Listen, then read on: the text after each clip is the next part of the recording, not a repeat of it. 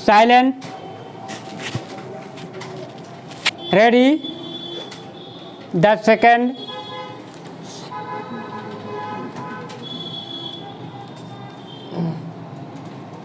Start. महोदय, भारत ही नहीं सारी दुनिया आज विज्ञान और प्रौद्योगिकी के द्वारा लाए गए परिवर्तनों के कारण महान परिवर्तनों की ड्योढ़ी पर खड़ी है।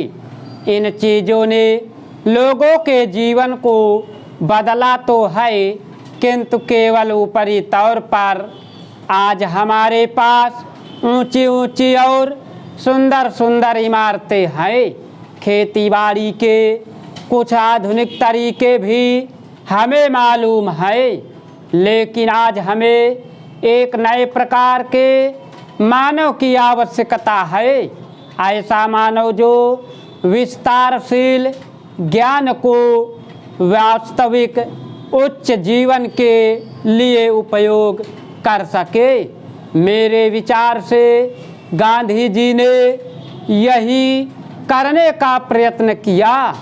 एक मानव निर्माण करने का मैं नहीं कह सकती कि मनुष्य का स्वभाव जैसा है उसे देखते हुए आज की दुनिया में ऐसा करना संभव होगा या नहीं, किंतु इस दिशा में प्रयत्न करना उपयुक्त होगा और केवल बुद्धिजीवी ही इस तरह का प्रयत्न और दूसरों का मार्गदर्शन कर सकते हैं। आज दुनिया बहुत छोटी हो गई है और हम अलग अलग खानों में बंटकर नहीं रह सकते। हमें अपने लक्ष्य प्राप्त के लिए कहीं अधिक एक होकर रहने की आवश्यकता है।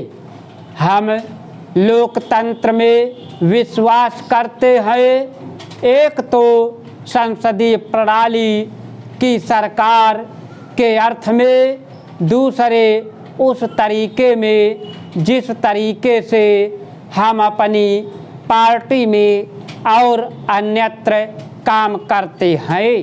पर लोकतंत्र रूपी हमारा ताज़ा पानी कभी कभी जातिवाद, सांप्रदायिकता और सामाजिक रीति रिवाजों इत्यादि के सड़ते गड्ढों में बंद हो जाता है। आपके पास लोकतंत्र है, आपके पास वोट देने का अधिकार है, या आप अपने विचारों को खुलकर प्रकट कर सकते हैं। इन सब के तब तक कुछ अर्थ नहीं होते जब तक आप इस प्रक्रिया से सामाजिक जीवन में परिवर्तन की नई धाराएं उत्पन्न नहीं कर देते, जो हमारे लोगों के हर वर्ग और स्तर में समा जाए।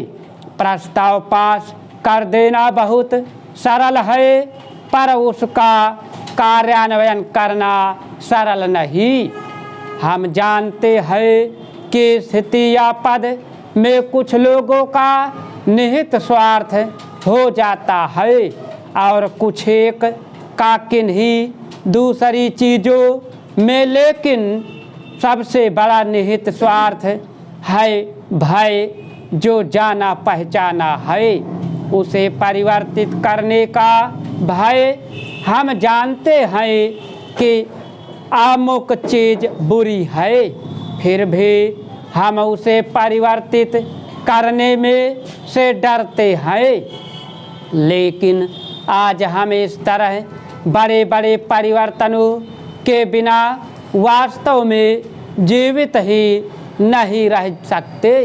हम परिवर्तन लाएं कैसे? हम लोगों को इस बात का कैसे विश्वास दिलाएं कि परिवर्तन आवश्यक है? उपाध्यक्ष महोदय, हम सभी यह मानते हैं कि आज ऐसे समय में जबकि देश के सामने बहुत कठिन समस्याएं हैं। यह सदन एक महत्वपूर्ण प्रश्न पर विचार कर रहा है। माननीय प्रधानमंत्री जी ने आज जो भाषण इस सदन में दिया है और जो अपील उन्होंने राष्ट्र के नाम प्रसारित की है, उसके लिए हम उनको हृदय से धन्यवाद देते हैं। चेंज आज उन्होंने अपने भाषण में यह बिल्कुल बता दिया है कि यद्यपि हम हिंदुस्तानवासी शांति चाहते हैं और हमने बराबर हर कीमत पर शांति को बनाए रखने की कोशिश की है, लेकिन इसका यह अर्थ नहीं हो सकता कि हम अपनी सीमाओं का उल्लंघन सहन करें या अपने राष्ट्र की कोई भूमि किसी को देकर के शांति स्थापित करने का प्रयत्न करें। प्रधानमंत्री जी ने सदन के सामने जो भाषण दिया है और जो आंकड़े सदन के सामने रखे हैं, सचमुच उनसे यह स्पष्ट प्रकट हो जाता है कि हमारी जिन सीमाओं का आज पाकिस्तान अतिक्रमण कर रहा है, वे सीमाएं और वह भूमि सब हमारी है। इस समय पाकिस्तान का जो रवैया है वह कोई नई बात नहीं है। हमने बराबर पाकिस्तान की ओर मित्रता का हाथ बढ़ाया है, लेकिन पाकिस्तान ने बराबर उस हाथ को काटने का प्रयत्न किया है। देश के विभाजन के समय से लेकर हमने बराबर हर प्रश्न का, हर विषय को मित्रता से तय करने का प्रयत्न किया है। चाहे पाकिस्तान का रुख किसी भी प्रकार का क्यों ना रहा हो, देश के विभाजन के समय हमने पाकिस्तान के साथ में जो समझौता किया, उसके अनुसार हमने पाकिस्तान को उसके हिस्से से अधिक दिया है।